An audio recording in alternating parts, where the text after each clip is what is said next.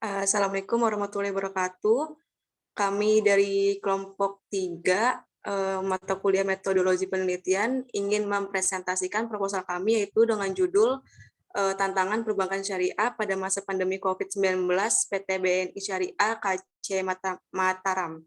Di sini ada rekan saya yaitu Ayu Rahmawati dari kelas AK19P dan saya sendiri Ita Purwaningsih dari AK19P dan rekan saya Puput Novianti dari kelas AK19M.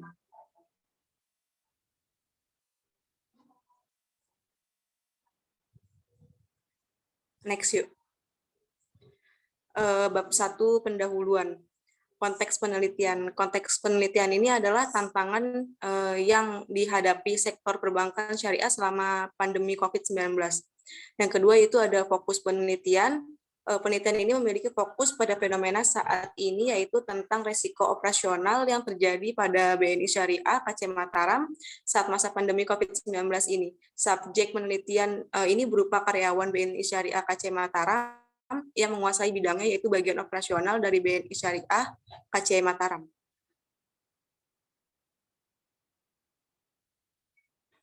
Tujuan penelitian.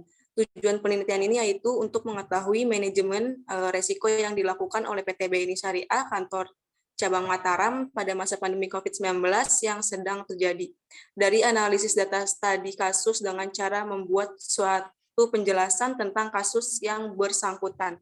Pembuatan ekspansi dalam studi kasus dilakukan dalam bentuk naratif karena narasi semacam itu tak bisa persis. Tadi kasus yang baik adalah yaitu yang eksplanasinya mencerminkan ke beberapa proposisi yang signifikan secara teoritis. Yang kedua ada manfaat penelitian. Dari penelitian dilakukan mengurangi risiko operasional yang terjadi di PT BNI Syariah KC Mataram dengan pengembangan prosedur, sistem SDM, SDA, dan sejenisnya. Dari mengurangi faktor-faktor yang bisa berdampak buruk pada kegiatan operasional.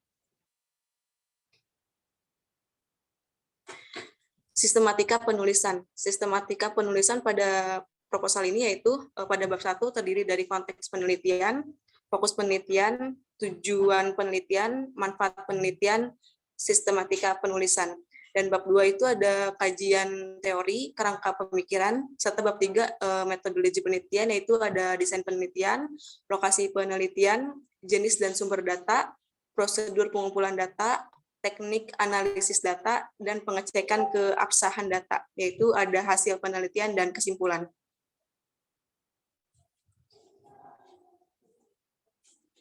Bab 2, pembahasan yaitu kajian teori.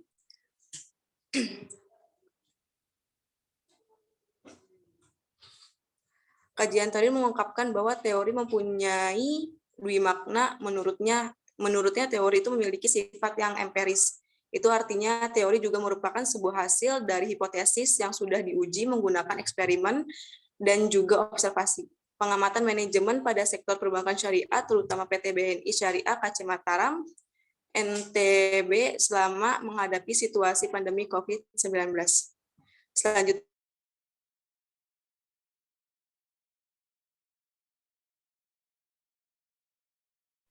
kedua, ada kerangka pemikiran. Bank syariah merupakan salah satu produk perbankan yang berlandaskan sistem perekonomian Islam. Sistem ekonomi Islam atau syariah sekarang ini sedang banyak diperbincangkan di Indonesia menurut Marimin dan Ramdhani 2015. Undang-Undang Nomor 10 Tahun 1998 Pasal 1 Ayat 13 tentang perbankan menyatakan apa yang dimaksud dengan prinsip syariah, yakni prinsip syariah adalah aturan perjanjian berdasarkan hukum Islam antara bank dan pihak lain untuk penyimpanan dana dan atau pembiayaan kegiatan usaha atau kegiatan lainnya yang dinyatakan sesuai dengan syariah. Antara lain pembiayaan berdasarkan prinsip bagi hasil, yaitu mudharabah, pembiayaan berdasarkan penyertaan modal musyarakah, prinsip jual beli barang dengan memperoleh keuntungan mudharabah, atau pembiayaan barang modal berdasarkan prinsip sewa murni tanpa pilihan ijarah, atau dengan adanya pemindahan kepemilikan atas barang yang disewa dari pihak bank oleh pihak lain, ijarah wa iktina. Adapun metodologinya adalah kerangka syariat dan kaidah-kaidahnya yang bersumber dari etika dan nilai-nilai syariat Islam yang universal. Bab 3, metodologi penelitian. Yaitu ada desain penelitian. Menurut Hilain, desain penelitian adalah desain mengenai keseluruhan proses yang diperlukan dalam perencanaan dan pelaksanaan penelitian. Penelitian ini menggunakan desain penelitian longitudinal, di mana dapat dipahami sebagai perpanjangan penelitian survei yang bersifat periodik, yaitu survei dengan atau wawancara terhadap sampel yang telah ditentukan, yaitu karyawan atau staf PT BNI Syariah KC Mataram. Yang kedua, lokasi penelitian. Penelitian ini berlokasi di PT BNI Syariah KC Mataram, Nusa Tenggara Barat, Indonesia.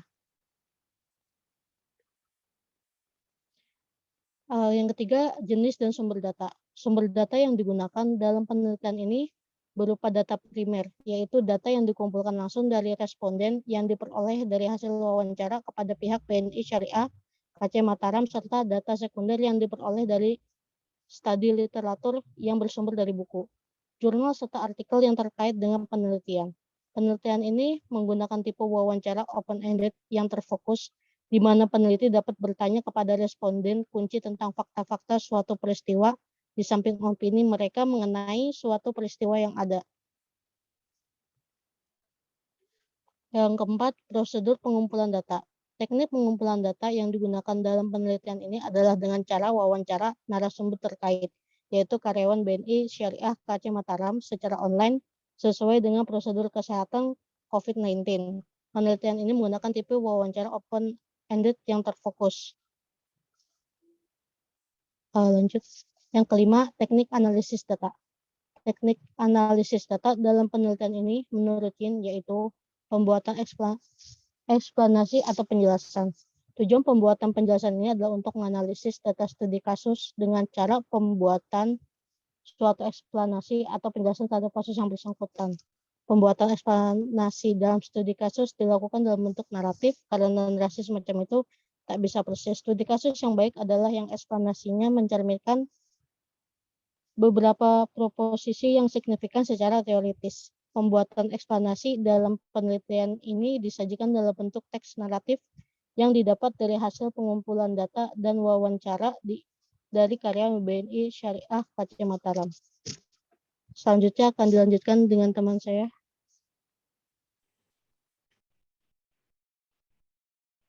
Selanjutnya, yang keenam ada pengecekan keabsahan data. Yang pertama ada hasil penelitian, yaitu resiko operasional yang terjadi pada BNI Syariah KC Mataram. Resikonya ke nasabah, yang pertama penutupan atau pembatasan kantor layanan sehingga dilakukan pelayanan KCP disentralkan di kantor cabang. Yang kedua, risiko ke bank. Beban operasional meningkat karena harus menyediakan hand sanitizer, masker, multivitamin, disinfektan yang disediakan dalam jumlah banyak untuk menjaga untuk menjaga kesehatan lingkungan kantor.